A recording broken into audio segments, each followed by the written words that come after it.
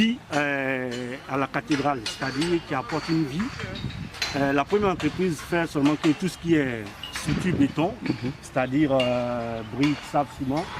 L'entreprise Synergie apporte tout ce qui est électricité, plomberie, tout ce qui est lié à la vie en fait. D'accord. Oui. Je me présente, je suis M. Hébé Aïdia Paul-Marie, responsable de l'entreprise Synergie, directeur d'exploitation. Je suis en charge de tout ce qui est second œuvre sur le projet de la cathédrale, à savoir l'électricité, la plomberie, la climatisation, l'extraction, le courant faible, donc la téléphonie, l'informatique, la sonorisation aussi, bien entendu, et ce qui est éclairage sur le chantier. Est-ce que votre travail a commencé véritablement? Oui, on a commencé véritablement parce qu'un ouvrage de ce type, l'électricité s'est fait en même temps que le gros œuvre avance. Donc nous avons fait ce qui est réservation de tubage. Donc vous verrez sur le chantier des tubes orange. Voilà, c'est encasqué dans le béton. Nous avons passé les réservations de bois de dérivation, tout ce qui est réservation au niveau des différents murs, au niveau des différents bétons, pour faire que les travaux avancent. État des lieux, on évolue au fur et à mesure que le bâtiment avance. Et donc je dirais aujourd'hui nous sommes à près de 85% du tubage. Puisque la plus grande partie du tubage c'est les murets. Après nous avons le tubage au sol, parce qu'on a attaqué les charpes, nous avons fait le tubage au sol pour regagner le coût technique, pour pouvoir faire passer les capes et alimenter les différentes installations. Des difficultés? Difficultés, oui, parce que c'est lié aux avancements. Lorsque le bâtiment n'avance pas, nous n'avançons pas non plus. Donc lorsque le gros est bloqué, nous sommes carrément bloqués. Et lorsqu'il y a des tempéries, c'est pareil, ils sont bloqués. Donc aujourd'hui avec les tempéries, avec la lenteur des travaux, à un moment donné avec Batim. Mais aujourd'hui, avec le rythme qui est pris avec Batim, avec le fait d'étoffer les équipes et puis de changer sa stratégie, je pense qu'on va avancer. Votre souhait? Notre souhait, c'est de rentrer dans la dynamique du diocèse et de Monseigneur Raymond en finissant ce projet dans le délai imparti, c'est-à-dire faire le jubilé ici même à la cathédrale. Vous pensez qu'on va pouvoir faire le jubilé là? Oui, aujourd'hui, il ne reste pas grand chose. Il suffit seulement que Batim finisse cette aile-là et qu'on puisse faire quelque chose à l'intérieur de la cathédrale. Elle est vivante à la cathédrale. Oui, il y a le bureau de contrôle à PAF. Ce bureau est là pour nous donner tout ce qui est certificat, garantie, décennale, sur tout ce qui est structure, tout ce que nous réalisons ici. Donc le bureau d'études est représenté par Mme Jennifer Fayon. D'accord. Alors je suis mademoiselle Jennifer Fayon, qui représente APAF Côte d'Ivoire, qui est le bureau de contrôle technique chargé de vérifier les travaux qui sont exécutés sur le chantier. Concrètement, vous faites quoi? Concrètement, ce qu'on fait, c'est ce chantier. Effectivement, c'est d'abord d'intervenir au niveau des études. Voilà, au niveau des études, nous regardons si ce qui est proposé, aussi bien au niveau de la conception qu'au niveau technique, est conforme aux réglementations en vigueur.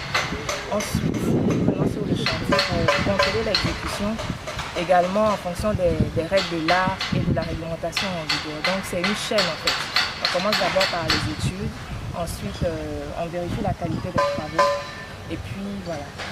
Donc en fait, il y a une première étape qui n'est pas sur le chantier. Voilà. Les études se font dans les bureaux. Les études se font dans les bureaux. Pendant que nous on cotise, on veut voir notre bâtiment se lever, vous êtes dans les bureaux. Et puis il n'y a rien sur le terrain. Mais donc c'est vous qui retardez notre travail? Non, pas du tout. Vous savez, si on se levait comme ça pour venir sur le chantier, pour commencer à monter des briques, pour venir couler du béton, vraiment ce serait une catastrophe. Parce que déjà, tous les fonds investis seraient déjà entrés dans la structure pour un truc dont on ne sait même pas si ça va tenir. L'étude commence d'abord, la sécurité de l'ouvrage commence d'abord sur le papier.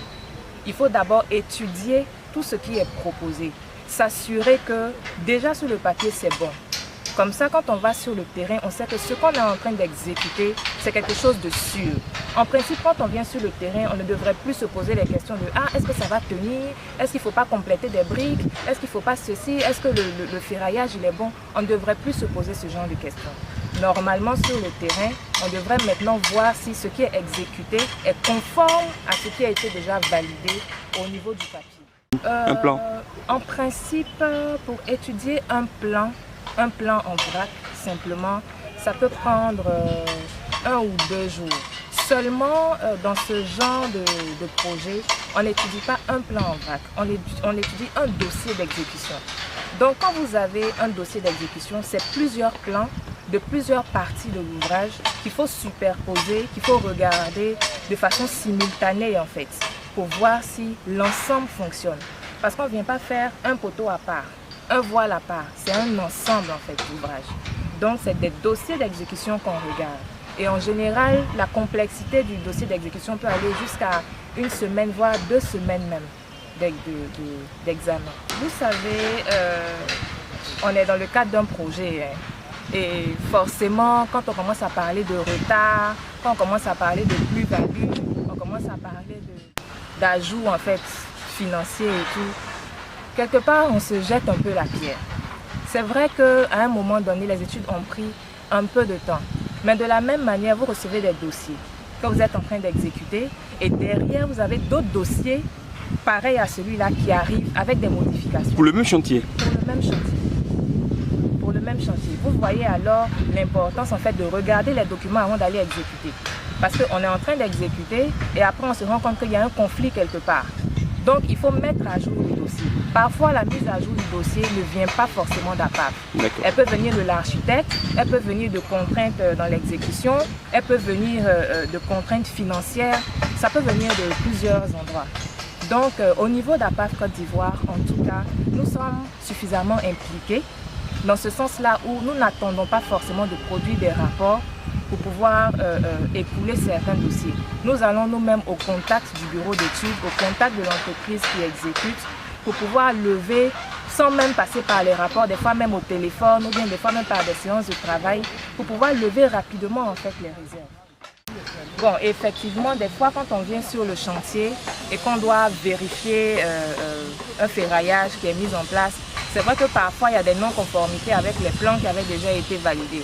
Donc là, sur place, on fait des observations que l'entreprise est censée prendre en compte avant maintenant de couler son béton.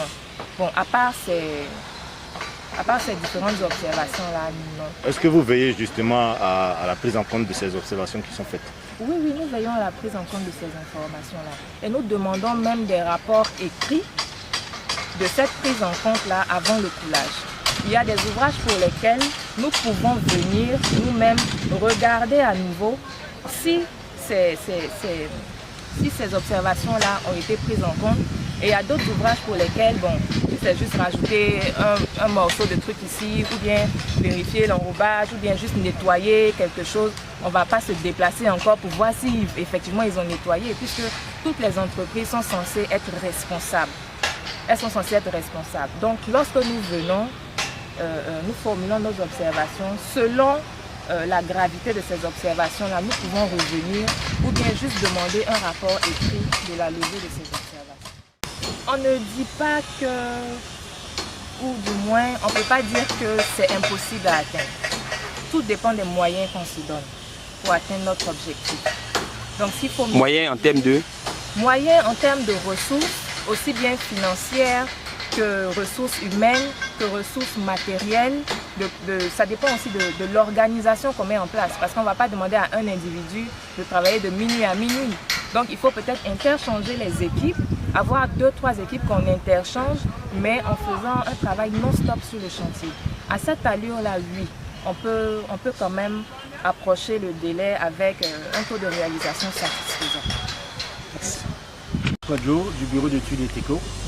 ETECO était un cabinet et un concurrent du BNET, mais nous intervenons beaucoup plus dans le privé. Donc, comme référence, nous avons fait le moulin moderne de Côte d'Ivoire. Nous avons fait tout ce qui est échangeur à Ouaga. Nous intervenons dans les châteaux d'eau. Actuellement, nous intervenons sur un château d'eau à Boaké. Ici, nous avons été contactés par l'évêché en 2010 pour faire tout ce qui est structure, faisabilité. C'est-à-dire l'architecte dessine, transmet ses plans à une structure qui va, comme ETECO, qui fait tout ce qui est étude d'exécution, voir si c'est faisable, si c'est réalisable, s'il y a nécessité de mettre un poteau là où il faut, s'il y a nécessité de supprimer un poteau si ce n'est pas utile. Donc depuis 2010, nous avons travaillé sur la cathédrale de Grand Bassam Nous avons sorti dans un premier temps un dossier d'appel d'offres. Nous avons lancé, nous avons sollicité des entreprises. Les travaux ont commencé en 2013 et ont commencé en janvier 2013 et ont pris fin en octobre 2013 pour des soucis financiers. Et les entreprises qui ont été sélectionnées par ETECO et par le maître d'ouvrage Yabatim pour faire tout ce qui est gros œuvres, c'est-à-dire gros œuvres, c'est tout ce qui est mur en élévation jusqu'à la toiture. On a une toiture charpente bois et les poutres, les éléments qui soutiennent cette toiture sont en béton, c'est des poutres. Et on a 3 niveaux de toiture. Il y a la toiture principale, la toiture secondaire et la troisième toiture qui est la toiture la plus basse. Entre les éléments de toiture, on a mis des éléments qu'on appelle bardage, de la tôle qui vont laisser passer de l'air, qui vont permettre de ventiler toute la cathédrale. Et ça, c'est fait par une entreprise qui est GECO. Donc cette entreprise amène tout ce qui est élément de ventilation naturelle et on fera tout ce qui est croix, la croix au-dessus. On a une croix qui s'élève à 25 mètres de hauteur et qui est posée sur cette toiture-là. Et après, on a choisi l'entreprise, la première société c'était S3E. La société a fait faillite. Là, on vient de choisir, on a choisi l'année passée une société qui fait tout ce qui est électricité, climatisation, plomberie. C'est Synergie. Donc Synergie, on va faire tout ce qui est électricité, clim, ventilation, extraction mécanique et tout ce qui est sonorisation du bâtiment. Donc nous, quand les travaux ont commencé, on a pour une mission de coordination. C'est-à-dire, on fait l'OPC, l'ordonnancement, le pilotage et la coordination des tâches. Donc on est là pour dire, attention, il y a telle tâche qui doit passer avant telle autre, il y a telle tâche qui doit passer avant telle autre, et nous organisons les réunions de chantier. Voilà un peu notre mission sur ce projet. Vous, à votre niveau, vous étudiez aussi? Oui. C'est-à-dire quand l'architecte a sorti son plan, oui, vous l'avez étudié? Nous avons étudié. Actuellement, nous faisons même tout ce qui est étude pour bâtir. Sur ce projet-là, nous sortons les plans d'exécution et à part valide, parce qu'on ne peut pas être maître et juger et juger partie prise. En termes de temps, parce que là, moi qui cotise, oui, je me dis, je cotise depuis 2003, mais jusque-là, rien ne bouge. Qu'est-ce qui peut expliquer la lenteur de la procédure de construction? Bon, disons que sur ce chantier, nous avons eu plusieurs problèmes. Le problème initial, c'est que quand nous avons démarré, on avait arrêté les travaux depuis 2013. Donc à la reprise, les armatures qu'on avait laissées étaient vraiment défaillantes. Il fallait reviser tout ce qui est armature, tout ce qu'on avait laissé en 2013. Je rappelle qu'on a laissé les travaux en 2013, on a repris les travaux en 2018, pratiquement 6 ans après. Donc le béton est resté à l'air libre, le fer est resté à l'air libre. Donc, quand nous avons... Oui, mais on ne peut pas mettre le béton dans une voiture, dans une maison. Je suis bien d'accord. Mais qu'est-ce qui s'est passé? Bon, c'est là où ça devait être que c'est resté. Oui, qu'est-ce qui s'est passé? Les fers ne devaient pas rester en attente. Pourquoi pas? Les fers, parce que nous sommes au bord de la mer et la mer attaque tout ce qui est assis. Donc quand nous avons repris, on a passé pratiquement 3 à 4 mois pour faire un état des lieux, pour voir les fers qu'on pouvait conserver et les fers qu'on ne pouvait pas conserver. Donc quand on a fini cette étude, on a refait une étude de mise à jour. On a repassé tout en revue et on a sorti les ouvrages. Et on s'est rendu compte qu'en exécutant, vu la hauteur des poteaux, par exemple, on a des poteaux qui vont jusqu'à 24 voire 25 mètres de hauteur, les coulées d'un seul tenant, la probabilité qu'on ait des poteaux qui n'étaient pas alignés, qui n'étaient pas verticaux plutôt, les poteaux, on s'est rendu compte qu'il fallait changer la méthode d'exécution. Donc nous avons opté pour une autre méthode d'exécution. Donc on a dû refaire les études. On a refait les études. Ça a pris combien de temps? Pratiquement 3 à 4 mois pour ressortir tous les poteaux. Là on est parti sur la solution de buse et c'est ce qui marche actuellement. Et après on est tombé dans la saison des pluies. Vous voyez, on a passé pratiquement 2 mois à avancer très lentement. Et là je pense que ça s'est calmé, on a bien redémarré.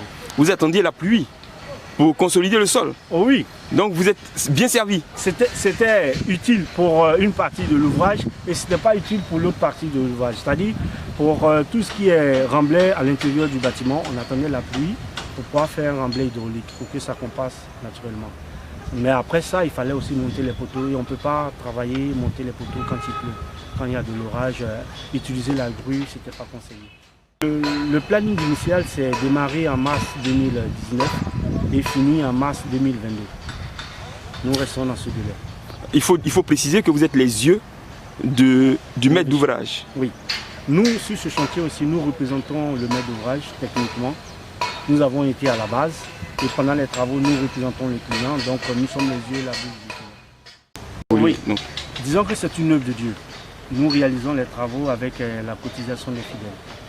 Donc nous sommes donnés 3 ans. On s'est dit pendant les 3 ans, nous aurons les fonds nécessaires pour terminer l'ouvrage. Donc les travaux aussi indirectement avancent selon la cotisation des fidèles. et la problématique, c'est que le fidèle dit, je donne mon argent, je ne vois rien, et puis on me demande de donner, et puis il ralentit. Donc, qu'est-ce que vous pouvez nous dire pour nous rassurer? Bon, je rassure les fidèles en disant que le bâtiment, déjà, quand il est fini, il fait 25 mètres de hauteur. Mais pour atteindre les 25 mètres de hauteur, nous devons faire un soubassement conséquent. Pourquoi? Le soubassement pour pouvoir équilibrer le bâtiment, sinon le bâtiment tombera au premier coup de vent. Nous sommes à Bassam, le sol. Le sol n'est pas bon, on a du sable, donc il fallait vraiment consolider le bâtiment. Donc les fondations même représentent pratiquement 25 à 28% de l'ensemble du béton du site. Ouais. Donc beaucoup de choses se sont faites dans la terre, c'est ça que les fidèles ne voyaient pas. Ouais, super.